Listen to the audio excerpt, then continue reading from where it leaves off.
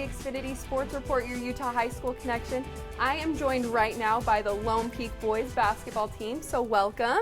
We're excited to have you, especially after last night's game, and we'll talk about that in just a minute. But right now we have Steven, Nate, and Chantry. And I'm going to start out by talking to Nate a little bit about last year. He's a senior, the other two are juniors. So Nate, tell me a little bit about last year and the year before. Why have you guys been so successful since you've started? I'd say kind of the bar that we set for ourselves. Every year our goal is state championship, and if we don't achieve that, then it's kind of like disappointment. And so I think it's because we just push ourselves so much that we expect nothing but the best, I'd say.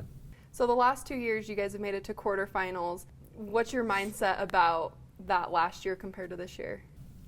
Just to not let it happen again. I mean, this year we know that we have to be more of a team and that we got to trust each other to be able to get past that step. And so I think we're confident enough that we can do that this year. Okay. And last year, I know you had some good seniors on your team last year. So stepping in this year, you're a captain, a senior. How has it been filling those shoes? It's a little, sometimes pressure, but with these guys and other supporting cast, when we just trust each other and we play as a team, it just works out well. And I think we're more of a team this year than we were the years past. So we'll get rid of last year. Let's talk about this year. So Chantry, getting into preseason this year, you guys had 2 separate tournaments, right? Can you tell me a little bit about those? Yeah, we went to the Orem Free Tax Tournament up in Orem, and then we went to the Tarkanian Classic in Vegas. Yeah, it went well. We did well in Orem, won a couple games. Then we went down to Vegas, won our first couple. We played George Washington, who was nationally ranked at the time. Wow. So I think 21st or so.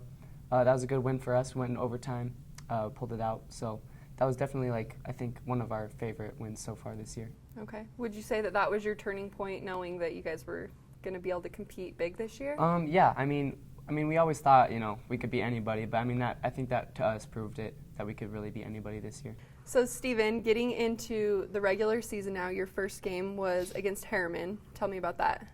Harriman, in our region, there's great teams all around, and so Harriman, we were ready to come out and we were ready to compete. And regions, when it starts to count for seeding for the state tournament. So we were able to come out with a lot of energy, and we were able to get a big win against Harriman at Harriman. So that was great to just start off our regular season with a good region win there. And you guys haven't stopped winning since. You're undefeated. Why are you undefeated? What do you guys have that other teams don't right now? I'd say a big part to why we're undefeated is you'll read in the newspaper oftentimes that Lone Peak five players are in double digits, 5 players have this, 5 players have that. And it's a lot different than what most people are accustomed to. A Lone Peak team with 1 star is like Frank Jackson or TJ Hawes, and we have great players that could be stars on different teams, but on this team we're able to accept our own roles, and I think that's why we're so successful this year, is that we have guys like Nate Harkness and Chantry Ross that are able to step up big when we need them in any situation. Okay. Is there any other key players that are part of your team this year that we need to be looking out for? There's definitely a lot of good players on our team. Max McGrath, another starter, he plays some big minutes and has some big times for us. And then Jackson Brinkerhoff and Max Brenchley as well are 2 junior bigs as well. And then Garrett Frampton, who comes off the bench for me and Chantry, always brings good energy and always ready to play. So those are some of the other players for us that are playing big minutes and big times. Great. So Nate, I'm going to jump into Friday night's game. I want to talk about that a little bit. Up against Pleasant Grove, at Pleasant Grove. Tell me what your nerves were like going into that game, or your thoughts just going into that game. I think we all knew that it was the biggest game of the year for us so far, because they're ranked number 1 in the state, and we were both undefeated, so we knew that it was a big statement game for us. And I don't think we were nervous, really. I think we were just ready to go and play. But the atmosphere was crazy, and it just made it that much more fun. So was there anything that you did to prepare for the game this week? Anything different that your coach was kind of having you run through in practice? I think we focused a lot more on defense the day before. We didn't even really focus on offense at all. We just kind of just said defensively what we needed to do on Matt Van Komen, who's 7'4", so he was a problem. And so I think our coaches prepared us well enough to be able to put ourselves in a situation to win the game. Well, it was a huge game, so right now, let's check it out. It's a Friday night like any other, except in Pleasant Grove, where the number 1 in region Vikings host the number 2 in region Lone Peak Knights in a 5A Region 4 matchup. Both teams have remained undefeated in region play until now. Players to watch tonight for the Knights: junior guard Steven Ashworth. He has 214 points and 77 rebounds going into this game. And for the home team, senior Keanu Akina, he averages about 3 3-pointers per game, and coach suspects that tonight will be no different. Now, let's jump on it. Middle of the first quarter, and Pleasant Grove has the ball. Ethan Coombs pass to Matthew Van Komen, and he puts the first points on the board. But Lone Peak isn't far behind. Ashworth dishes to Nate Harkness, and he gets to the paint and scores. Pleasant Grove is coming down court, tries to set up, but the ball is stolen by Max McGrath. He gets to the hoop, but Kawika Akina takes the charge. Lone Peak brings the ball down. They hit Jacobson Kramer on the 3-point line, and he sinks it. Second quarter, and the game is starting to pick up. The Vikings get the ball to David Peterson, and it's good for 3. Now the Knights are trying to get to the basket, but they're swatted by Van Komen. Vikings take over, and Casey Brown lobs it to Van Komen for the alley-oop. Pleasant Grove gets possession, and the Akinas pass it to Casey Brown, and he hits a 3. Pleasant Grove is taking over this game. Lone Peak down by 5, but not for long. They hit Chantry Ross, and it's nothing but net. It's 20-18 Vikings going into the half. Into the second half, and Lone Peak has control of the ball, but it's getting physical. Jackson Brinkhoff gets in the paint, misses, but gets the quick putback and 1. Once again, it's Knights ball. Steven Ashworth breaks down the defense, puts up a jumper. Lone Peak is breaking ahead, but not so fast. Pleasant Grove has the ball, and Brown makes the contested 3-pointer, assisted by Kawika Akina. It's 40-41 Lone Peak in the final quarter, and the Knights grab the rebound, swing it to Harkness, and he hits a 3 as the Knights start to push for the W. Vikings are at the free throw as both teams are in the bonus. They miss, and Ashworth grabs the rebound and heads down court. McGrath is waiting on the 3-point line, and he catches it in rotation and sinks the 3. The Vikings are down, but the ball meets Ethan Coombs, and he swishes the 3, and you can feel the momentum shift. Pleasant Grove is trying to catch up, but Lone Peak is playing tough defense, but the Vikings find the hole, and Peterson puts up 3 more. Again, Pleasant Grove is on the 3-point line, and Brown ties the game. Tied up 57-57, Lone Peak has the ball, and they're letting the clock run. They start to get to the basket, but it's stolen by Kawika Akina. He breaks down the court, but he's met by Harkness. Both teams fighting for the rebound, and the refs call a foul, and it's complete chaos in this gym. The refs take some time and decide the foul will stand, sending Lone Peak to the line for 2. Ashworth is at the line, game on his shoulders. He shoots the 1, misses. Back for the second, and he sinks Lone Peak's 17th free throw of the night as the Knights triumph over the Vikings 58-57. Again, Lone Peak Knights 58, Pleasant Grove Vikings 57.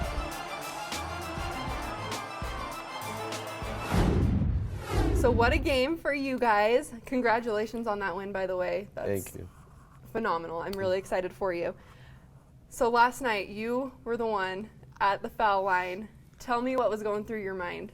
I mean, I was kind of just thinking, like, kind of about last year, you know, we were there and we had a game winner as well. And so after I got fouled, I knew that I was going to have a chance to shoot 2 free throws. And so I was walking down the other end, seeing our student section. I was just kind of anticipating the shot and kind of thinking about it a little too much on that first one. But Yeah, I mean, so there was once a the thought first through my one head.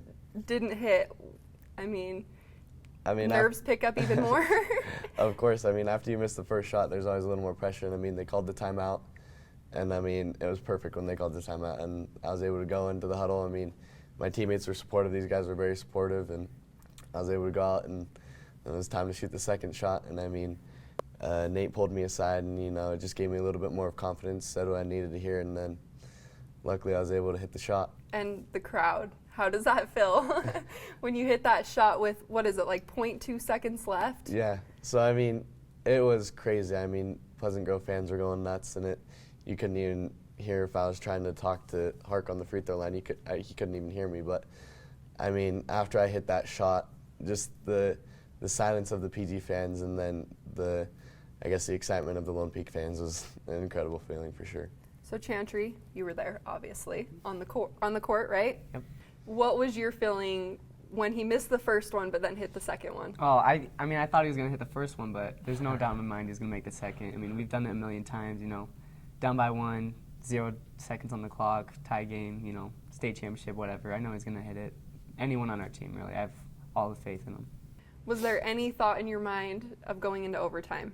I mean, I was ready for overtime, but, I mean, really no, because I knew he was going to hit it, so that'd be game. How does that feel to have the confidence of all your other teammates in you? Oh, it was great, and I mean, they know that I'd have the same confidence in them, and it's just kind of a team thing that we have that's special this year. We're confident in any one of our players. If there's a technical foul in the last seconds, we're confident in any one of our players going up and shooting that shot. So it was a great feeling for sure to have their support, though. So enough about that game for now. We're going to have to go to that rematch in February, right? Talking about the future a little bit, Nate, you're a senior. What kind of plans do you have after this year ends? I'll be going on a LDS mission on April 19th to the Adriatic North Mission. And then after the 2 years of service, I'll come back and play basketball at Westminster College. Then you guys will both have your senior year next year, right?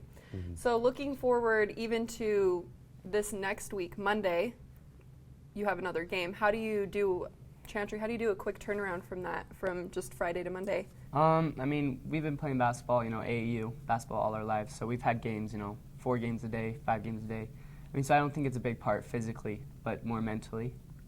Just being prepared, you know, taking care of our bodies.